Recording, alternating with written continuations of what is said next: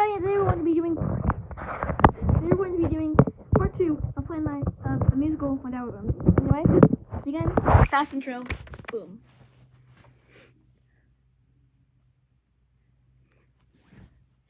If ever the silver cord be loosed, our golden bowl be broken, then shall the dust return to the earth as it was, and the spirit shall return unto God who gave it. Let us pray.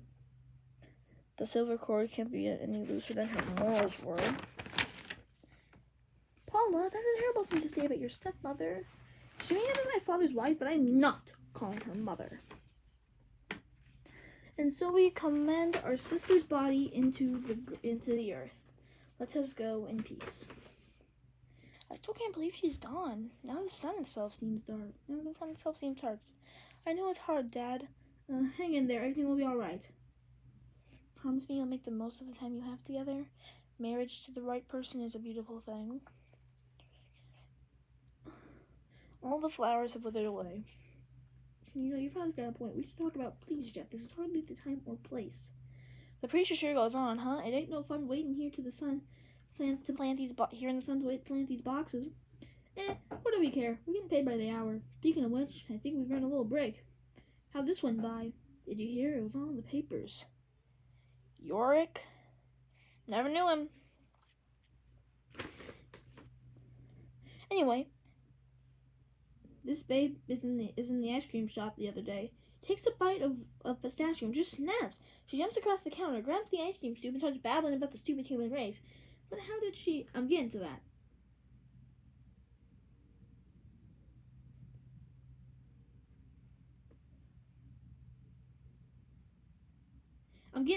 But before anyone could do anything, and comes a big horde of squirrels, picks her up and carries her right out the door. She was killed by squirrels. I ain't done yet. So the squirrels carry her out into the street, and the whole thing, and she's yelling for Space Command to come and help her.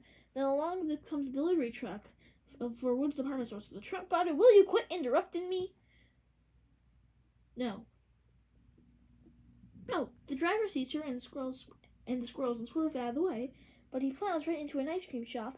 And the back of the truck pops open, and a load of mannequins come tumbling down, crush the lady and the squirrels. You're funning me. It's the truth. I swear on my mother's grave. Wait a second. Moves off her mother's grave. Moves around, moves over a few feet. Looks around, moves over a few feet. Okay, now I swear on my mother's grave. Wait a second. Okay, wait. Oh, what a way to go. I guess she was quite a looker too, though. Believe it, pal. To die for. My friend is not an Irie that a zombie approaches and kills them.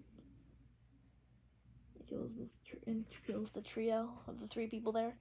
My friend, it is not an Irie that the living who can think can be so frightened and filled with dread by those who cannot think. The dead. Already mysterious events surround us. A foot falls next to him. Events full of mystery, we cannot fathom the explanation. No, neither can we fathom nor understand it. Is the soul a reasonable thing? Is it too controlled? Dare not to answer, lest events such as these befall upon you.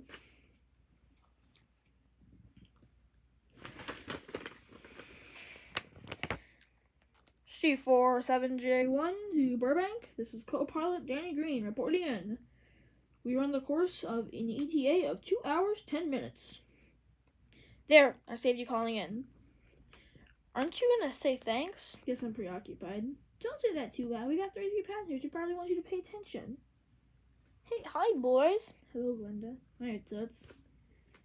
Jeff, how can you stand being stuck in a cockpit with this galoot? Good. Anyway, I have a question for you. One of the passengers saw something odd. Was it Danny? Very funny. What did he see? He wasn't sure. Some sort of silver flashed at his window. I thought you boys might know what it was. Beats me. Jeff, I've never seen you in this mood before. I guess that's because I've never been in this mood before. What's the matter? Something wrong between you and Paula? Uh-oh, trouble in paradise? Well, not exactly. Hey, weren't you going to propose to her this week? That's right. What did she say? She said... She was going to think about it for a while. Gee, that's rough. We give her some time. Paula's a smart girl. There's no way she would let her Prince Charming here get away. Some of us gals aren't so lucky. We all be yet our second-rate sidekicks. It's not like I have it any easier. I get home and there's no one to give me a kiss or ask about my day. So why don't you ask someone out? As a matter of fact, I've been thinking about asking Glenda out. What the heck was that? What the heck was that? I don't know. Let's get Burbank on the wire. Plan 3, I repeat. Abandon Plan 3. Move to Plan 4. Yes, that's right. It's livestock catapult. You're sure though it's the Burbank crew? I don't know. Maybe they started happy hour early. Well, I don't see anything out there. I guess we'll keep a sharp eye out though. So, Glenda, what? You don't think she'd go out with me? Nope, why not? She has good taste. Boing. What the heck was that? What? I think I just saw a cow go by. We're 30,000 feet up! Danny boy, what's the cow doing at 30,000 feet? You must be imagining things. Bah. Maybe just imagine a goat. You're not in happy hour too, are you? Very funny. Anyway, about Glenda. What's with all the questions? Oh, I get it. You're jealous. You know Paul's the only one for me. Some women are interested in more than just her pretty face. She'll go out with me when pigs fly. Boing. Oink. It's a sign! Hey, Glenda. Did you two see... Jeff, the indicator's flashing. The home crew must need something. Thanks, Hand Control. This is CF7J1. Is there a problem? Glenda, what's going on? Am I hallucinating or have we entered the great barnyard in the sky? If you're seeing the thing, then so am I. Look! Danny, try to keep the plane steady, will you? Next time I buzz by a flying saucer, I'll keep my hands on the wheel. Glenda, you're just... You tell him, Cutie Pie. Did you call me Cutie Pie? Sorry, all this excitement has got me in a tizzy. Say, Glenda, I've been wondering, would you like to... Roger that, Danny. Roger that, Danny. Read the Altamir. We gotta get home fast as we can. Something wrong? It's Paula's father. There's been an accident. It doesn't look good. What happened? He was sitting on a park bench minding his own business when all of a sudden he was crushed by what? By a falling sheep? I must have misunderstood that part. But let's get home. Paula needs me. Somehow we thought the domesticated food animals of this primitive planet would be more aerodynamic. Never mind that. I got an idea for Plan 5.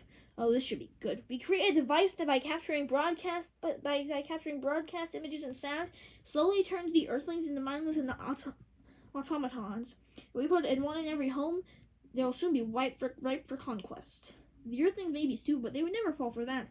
If you're so smart, then you come up with the next one. You never do anything. You never do anything. I do a lot more if I'm exhausted by your incessant chatter. Do you know how much energy it takes to ignore you? You're just jealous of my superior abilities. I've got it. Plan 6. Self-replicating garden gnomes. I'll start working on Plan 7, just in case. Scene 3. Quite a sight, eh? A sight I'd rather not see. There must be a reason for their visits. Visits? That would indicate visitors. It's not normal to greet visitors with big guns, is it? You've never met my in-laws. Well, visitors or not, we've got our orders. I'll stake my life for liberty. Stand and fight, show me the enemy. Put me on a terrible blow from the sky. Don't know what I'm shooting at, but mine is not really why. I don't know who's pulling the strings. Lock and load, that makes my heart sing. Show your weapons and let freedom ring. I signed on the fight to defend, but I didn't count on little green men. Those are the dues you gotta pay, underpaid and under fire. Safety of our families does require someone to put themselves in harm's way. On the radar, sir, they're coming in fast.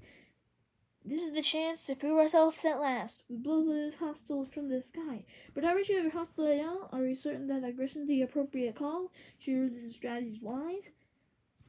The army isn't paying you to rationalize, speculate, think, or theorize. Theorize. Listen up now, because I only see this once. We leave thinking to commands and shoot into the grunts like I like Ike and he likes me. What he says goes here in the SFOG.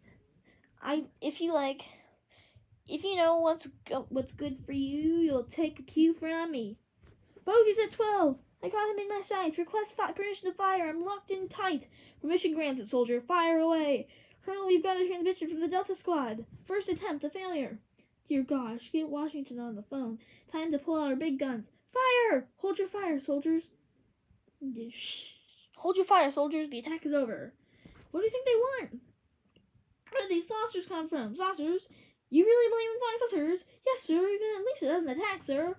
You really think that the government directive stating that you realize that the government directive stating that no such thing as flying there's no such thing as flying saucers? Then why are we in the Saucer Field Operation Group? This squad is officially designated the Dishwashington Kidderers. I'm going to ask you this one more time.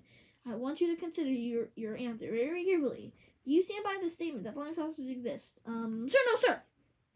And how do you fight something you don't believe in? With extreme prejudice, sir? Exactly. The Army has issued a strict directive. Flying saucers do not exist, and we must fight them and destroy them. Understand? Sir, no, sir. There may be some hope for you yet. If saucers don't exist, then why the cover-up, sir? We gotta protect the public, soldier, and the best way to protect the public is by making sure that they don't know what we don't know. And what don't we know, sir? Aliens are invading in flattened disc-shaped crafts, and that seem to have the capability of traverse the atmosphere at high altitudes. So they're flying saucers. I told you that flying saucers don't exist. Yes, anything that we don't know, sir. Anything else we don't know, sir? They've been around for a long time. We tried to contact them by radio, but so far they've ignored us. Oh yes, and they've attacked a town. A small town, I will admit. But nevertheless a town full of people. People who died. But don't worry, it's a middle of nowhere town that no one's ever heard of. Hayseed, Oklahoma. But that's my hometown. Oh, did I say Oklahoma? I'm at Kansas. I'm from Hayseed, Kansas. Forget I said anything. I received reports of some unusual activity around the graveyard. Hollywood, California area. I'm going to investigate personally. In the meantime, you soldiers keep fighting off the saucers. But remember, we don't want to start a panic. The public can never know about them. Who's them, sir? This is just a training mission. Yeah, we've been test firing up the clouds. I'll stake my life for liberty. Stand and fight, show me the enemy. Point me at a target and I'll blow it from the sky. I don't know what I'm shooting at, but mine is not the reason why, cause I don't care who's pulling the strings. Lock and load, that makes my heart sing. Shoulder your weapons and let freedom ring. Report! Plan 6 is not going as we hoped. This is disappointing. Space Command will not be pleased if you failed. Don't worry your pejorativeness. I began testing Plan 7, and that is exploding neckties. Keep me apprised of your progress. Ice cream? That was scene 2 and 3 of the musical My Downton. I lost my page. Okay, scene 2, scene 3. Okay, there we go.